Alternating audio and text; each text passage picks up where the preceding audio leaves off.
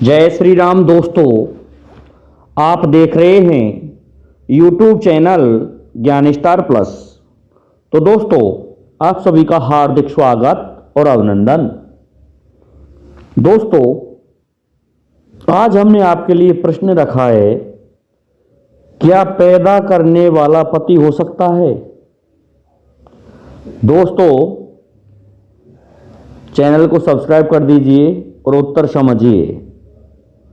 जब मैं ये कहूँ क्या पैदा करने वाला पति हो सकता है या कोई भी कहे, तो आप सभी का उत्तर होगा नहीं, क्योंकि नहीं हो सकता। पैदा करने वाला तो पिता ही होता है। परंतु ऐसे अपवाद शास्त्रों में मिल जाते हैं। देखिए, हमने एक वीडियो डाला था 10 मस्तक 10 नाम बताओ। उसमें हमसे एक पॉइंट फिसल गया और उसमें हमने वामन अवतार के पसीने से जो गंगा जी अवतरित हुई थी, उत्पन्न हुई थी, उनको हमने अंत में पिता के स्थान पर पति भूल गया हमसे। परंतु दोस्तों, उस वीडियो को लोगों ने बहुत जगह से टोका टोका है। हम उसे डिलीट नहीं कर सकते, क्योंकि उस वीडियो पर काफ़ी अच्छी परफॉर्मेंस रही है। और ये सत्य बात है कि पैदा करने वाला पिता होता है, पति नहीं होता है। परंतु हम आपको ये भी उदाहरण देना चाहते हैं श्रीमान वीरेंद्र शर्मा जी, कि देखिए पैदा करने वाला पति कहाँ हुआ। आपको शास्त्रों में बताएंगे, आप देख सकते हैं कि क्या होता है कि जब पाराशर ऋषि तपस्या करने जा रहे थे, तो उस समय ऋषि पाराशर की पत्नी ने कहा कि स्वामी मेरा क्या होगा? तो उन्होंने क्या कहा था, चिंता मत करो, मैं आपके लिए शुक्रम शक्ति भिजवा दूंगा, लेकिन मैं तपस्या करने जाऊंगा। क्योंकि ऋषि पाराशर के पिता को शत्रुओं ने मारा था, तो तपस्या के बल पर वह अपने पिता का बदला लेना चाहता था। और हुआ ऐसा ही कि तपस्या करने के लिए ऋषि पाराशर निकल गए और तपस्या करने लगे।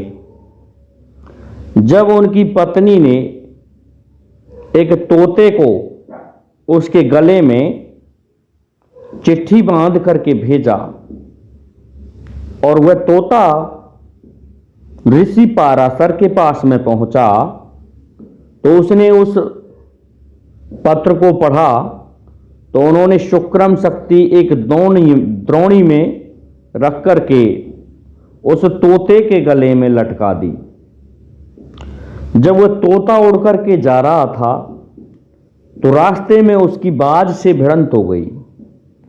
तो बाज ने उस पर झपट्टा मारा, तोते ने अपना बचाव किया और वह तोता बच गया, लेकिन जो दोना था वह उल्टा हो गया।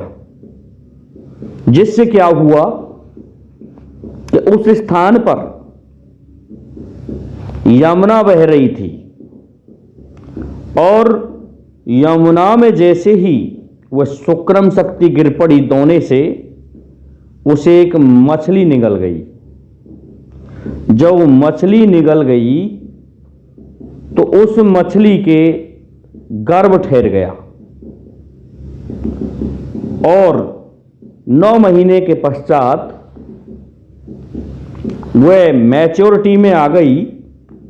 तो होता क्या है, तब तक ऋषि की तपस्या पूर्ण हो चुकी थी और ऋषि वापस लौटने की प्रतीक्षा कर रहे थे। लेकिन वह मछली एक मछुआरे के हाथ चढ़ जाती है, और उस मछुआरे ने उस मछली को काटा, तो उसमें से एक सुंदर कन्या उत्पन्न हुई। उसको उस मछुआरे ने पाला पोसा बड़ा किया, और इधर ऋषि की तपस्या जो चल रही थी वह पूर्ण होने को थी। तो वो लड़की जब जवान हो गई 15-16 साल में, तब जाके उस ऋषि की तपस्या पूर्ण हुई थी। जब वो लौट करके आए तो उस समय वह लड़की अपने पिता मछुआरे नाविक अर्थात नाव चलाने वाले की पुत्री थी। वह उनको खाना लेकर के पहुंची और उस खाने को अर्थात उस भोजन को खाने वह मछुआरा बैठ गया। उसी समय ऋषि आए और ऋषियों से उस समय सभी लोग डरते थे, क्योंकि इनके पास में जो तपस्या से शक्ति प्राप्त होती थी वो सभी को भयभीत करके रखती थी। पता नहीं ये कौन सा श्राप दे दें। इस कारण से लड़की बोली, आप पिताजी बैठे रहें, मैं इनको यमुना से पार करके आती हूं। तो ऋषि को पार करने के लिए वह लड़की जाती है, जिसका नाम था उस समय मत्स्यगंधा। अब जब मत्स्यगंधा ऋषि को छोड़ने जा रही थी तो ऋषि ने कहा कि हम लड़की आपकी सुंदरता को देख करके सहवास करना चाहते हैं। तो लड़की ने तर्क दिया कि ऐसा है, आपने सुंदरता को तो देख लिया, लेकिन मैं एक निम्न कुल की कन्या हूं और मैंने मछली के गर्भ से जन्म लिया है, इसलिए मेरे शरीर से बदबू आती है। ऐसे में आप कैसे मेरे साथ सहवास कर सकते हैं? फिर भी ऋषि ने कहा कि ठीक है, ये समस्या हम मिटा देते हैं। ऋषि ने अपनी तपस्या से मत्स्यगंधा का जो बदबू आती थी शरीर से मछली जैसी, उसे सुगंध में परिवर्तित कर दिया और 1 योजन तक उसकी खुशबू जाती थी इत्र की जैसी। इसलिए वो उसका नाम मत्स्यगंधा से सुगंधा और सुगंधा से योजन गंधा हो गया। तो देखिए वीरेंद्र शर्मा जी,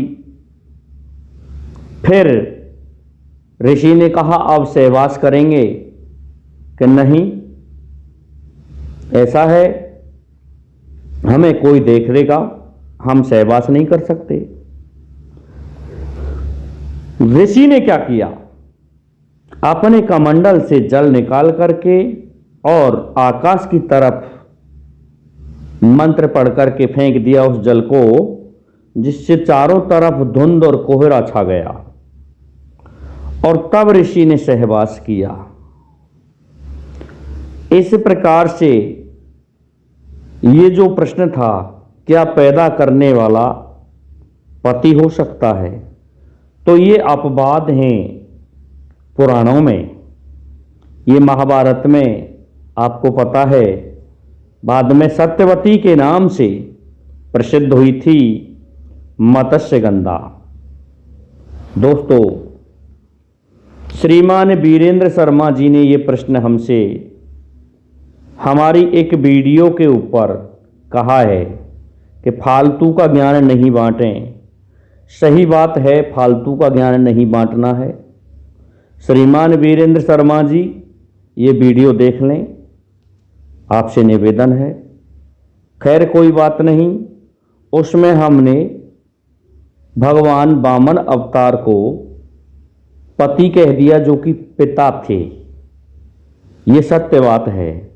गंगा जी उत्पन्न जो हुई थी वह वामन अवतार भगवान के पसीने से उत्पन्न हुई थी। जिस समय उन्होंने तीनों लोगों को मापा था तो उन्हें पसीना आ गया था, उससे गंगा उत्पन्न हुई। तो उस वीडियो में 5 पतियों की नारी बताना पूछा है, तो हमने ध्यान न दे करके उसमें एक पति गंगा जी का वामन अवतार भगवान को बता दिया है, जो कि गलत है। ये बात हम स्वीकार करते हैं, परंतु हम आपको आपके प्रश्न का भी ये उत्तर दे रहे हैं कि पैदा करने वाला कहीं ना कहीं पति भी हुआ है। तो दोस्तों, जय हिंद, जय भारत, जय जय श्री राधे, जय जय श्री राम।